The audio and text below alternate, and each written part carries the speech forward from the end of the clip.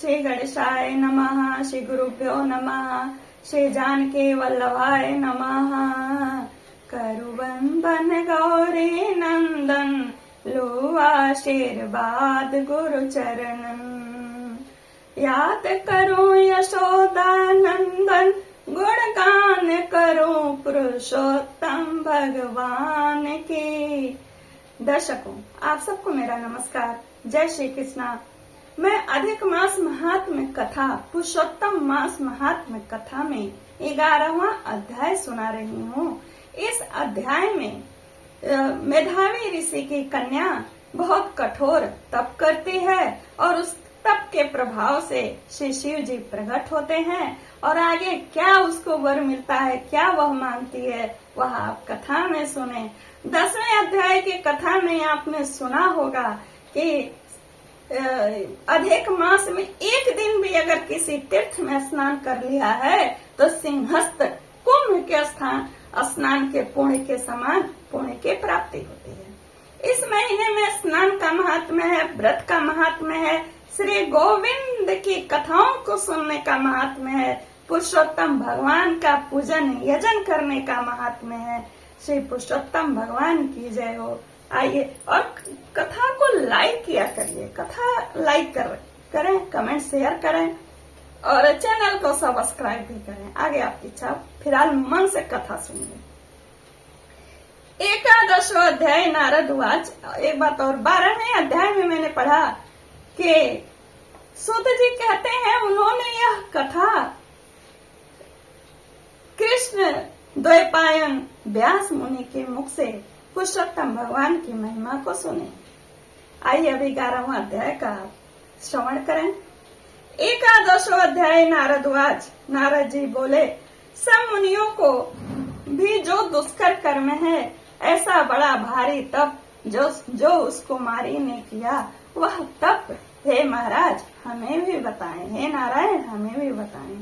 श्री नारायण बोले, अनंत ऋषि कन्या ने भगवान शिव शांत पंचमुख सनातन महादेव को चिंतन करके परम दारुण तप आरंभ किया।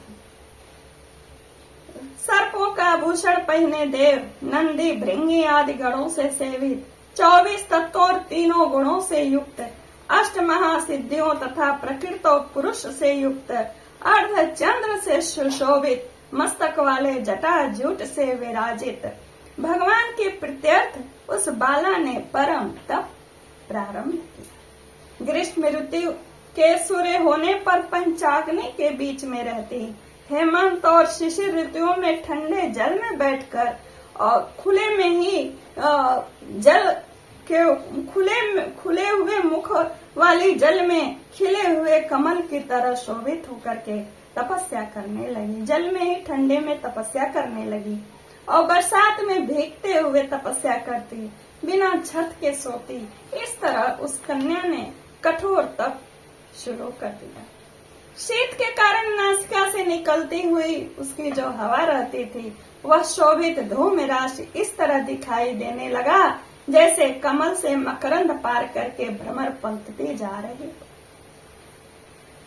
उस कन्या के इस प्रकार के कठिन तप को सुनकर इंद्र बड़ा चिंतित हुए और सब देवताओं के दुष्प्रदर्शा और ऋषियों से स्पृहणीय मनेन्द्र को तो दुख हो ही जाता है, डर भय समा जाता है। अगर कोई तप करे, लगता है उनको कि मेरा इंद्रासन ही छिन जाएगा।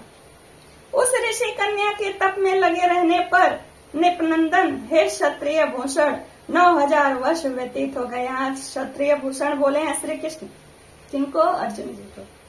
उस बाला के तप से भगवान शंकर ने प्रसन्न होकर उसे अपना इंद्रियातीत स्वरूप दिखलाया, यानी इंद्रियों से भी जो न देख सके ऐसा उन्होंने अपना स्वरूप दिखाया।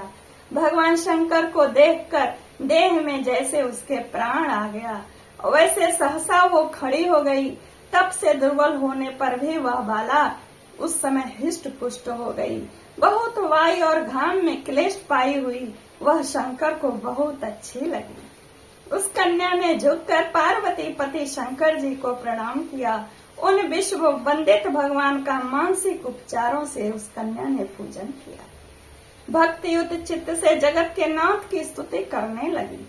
कन्या बोले, हे पार्वती प्रिय, हे प्राणनाथ, हे प्रभु, हे भर्ग, हे भूतेश, हे गौरीश, हे शंभो, हे सोम सूर्याग्नि नेत्र, यानी त्रिनेत्र है ना उनको, हे तमा, हे मेरे आधार, मुंडा स्थित मालिंग, आपको मेरा प्रणाम है।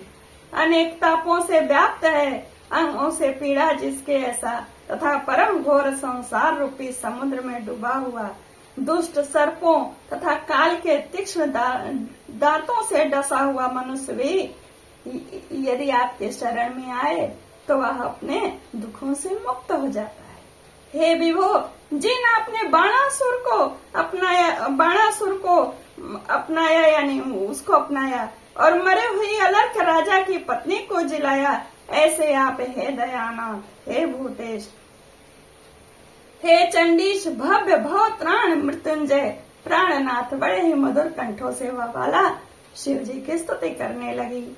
कहने लगी, हे प्राणनाथ, हे दक्ष प्रजापति के मख को ध्वंस करने वाले, हे समस्त शत्रुओं के नाशक, हे सदा भक्तों को संसार से छुड़ाने वाले, हे जन्म के हर्ता, हे प्रथम सृष्टि करता, हे प्राणनाथ, हे पाप के नाश करने वाले, आपको मेरा नमस्कार है। अपने सेवकों की रक्षा कीजिए। हे ने बड़ी भाग्यवती मेधावी की तपस्विनी कन्या ने इस प्रकार मन से और वाणी से शंकर जी की स्तुति की और चुप हो गए। श्री कृष्ण बोले, कन्या द्वारा की हुई स्तुति सुनकर उसके किए हुए उग्र तप से प्रसन्न होकर प्रसन्न मुख कमल सदाशिव कन्या से बोले, हे तपस्विनी, तेरा कल्याण हो, तेरे मन में जो अभीष्ट हो वह वर तू मांग ले। हे महाभागे, मैं प्रसन्न हूँ, तू खुद दुखी मत हो और स्वयं आगे हो करके अपनी मन कामना मुझसे मांगो। ऐसा भगवान शंकर का वचन सुनकर वह कुमारी अत्यंत आनंद को प्राप्त हुई। कहते हैं श्री कृष्ण युधिष्ठिर से, हे राजन, प्रसन्न हुए सदाशिव से बोली वह कन्या, हे दीनानाथ, हे दया सिंधु, यदि आप मेरे ऊपर प्रसन्न हैं तो हे प्रभु, मेरी कामना पूर्ण करने में देर न करें। हे महादेव, अब ध्यान से सुनिएगा कथा को।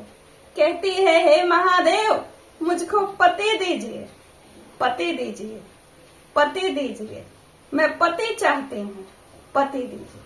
5 बार हो गया। मैंने हृदय में और कुछ नहीं सोचा है। वह ऋषि कन्या इस प्रकार महादेव से कहकर चुप हो गई। तब यह सुनकर महादेव जी उससे बोले, शिव बोले, हे मुनि कन्या, तूने जैसा अपने मुख से कहा है ना, वैसा ही तुम्हें प्राप्त होगा, क्योंकि तूने 5 बार पति मांगा है। अतः हे सुंदरी, तेरे 5 पति होंगे और वे 5 वीर, सर्वधर्म वेत्ता, सज्जन, सत्य पराक्रमी, यज्ञ करने वाले, अपने गुणों से प्रसिद्ध, सत्य प्रसिद्ध, जितेंद्रिय, तेरा मुख देखने वाले, सभी क्षत्रिय और गुणवान होंगे। श्री कृष्ण बोले, न तो अधिक प्रिय बोले भगवान शिव ने और न ही अधिक अप्रिय बोले। उनके वचन को सुन करके चतुर कन्या झुक करके बोली, बाला बोली, हे गिरिराज, गिरिजाकांत सदाशिव, संसार में एक स्त्री का एक ही पति होता है, अतः 5 पति का वर देकर लोक में मेरी हंसी ना कराइए मेरे दीनानाथ। एक स्त्री 5 पति वाली न देखी गई है और न सुनी गई है। हाँ, एक पुरुष को 5 स्त्रियां हो सकती हैं। हे शंभो, हे कृपानिधे, आपकी सेविका में 5 पतियों वाली कैसे हो सकती हूँ? आपको मेरे लिए ऐसा कहना उचित नहीं है। आपने ऐसा क्यों कहा? आपकी सेविका होने के कारण जो लज्जा मुझे हो रही है वह आप अपने को ही समझिए, आपको भी लज्जा होनी चाहिए, ऐसा वह कन्या कह रही है।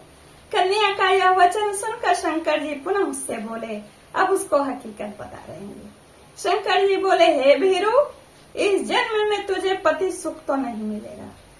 दूसरे जन्म में जब तू तपोबल के बिना योनि की उत्पत्ति के यज्ञ से उत्पन्न होती है ना, तपोबल से बिना योनि की उत्पन्न होगी, तब पति सुख को भोग कर अनंतर परम पद को प्राप्त करोगी।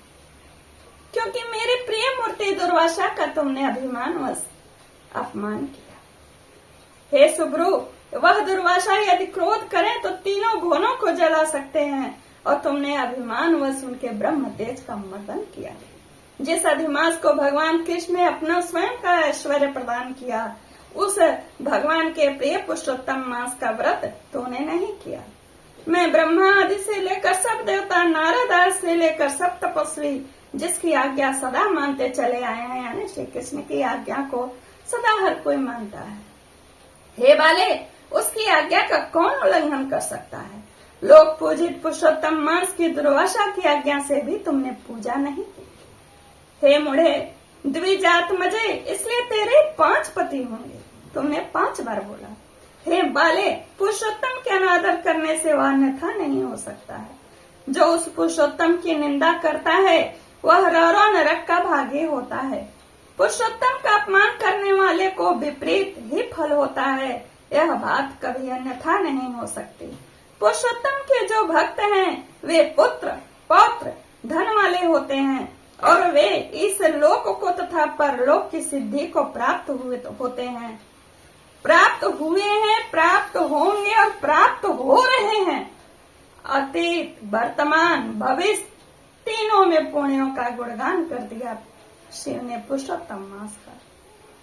और हम सब देवता लोग भी पुरुषोत्तम की सेवा करने वाले हैं। जिस पुरुषोत्तम में व्रत आदि करने से पुरुषोत्तम शीघ्र ही प्रसन्न होते हैं, उस सेवा करने योग्य मास को हे सुमध्य हम लोग कैसे न भजे?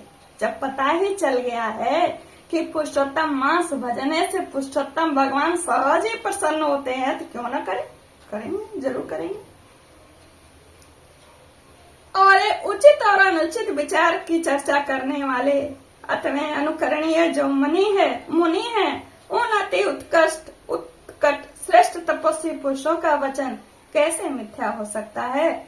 इस प्रकार का कथन कह करके श्री शिव अंतर्ध्यान हो गए, और वह बाला युद्ध से भ्रष्ट मृगी की तरह चकित सी हो गए। युद्ध माने झुंड में से कोई अलग हो जाए, वैसा युद्ध माने झुंड होता है। सूत जी बोले, हे मुनीश, रेखा सदृश चंद्रमा से युक्त मस्तक वाले सदाशिव जब उत्तर दिशा की ओर जाकर के अंतर्धान हो गए, तब वृतासुर को मारकर जैसे इंद्र को चिंता हुई थी, उसी प्रकार मुनिराज की कन्या को भी चिंता होने लगी। यह 11वां अध्याय यहीं पूर्ण होता है। श्री बृहन नारदीय पुराणे पुरुषोत्तम मास महात्म्य शिव वाक्यम नाम 11। ओम तत्सत।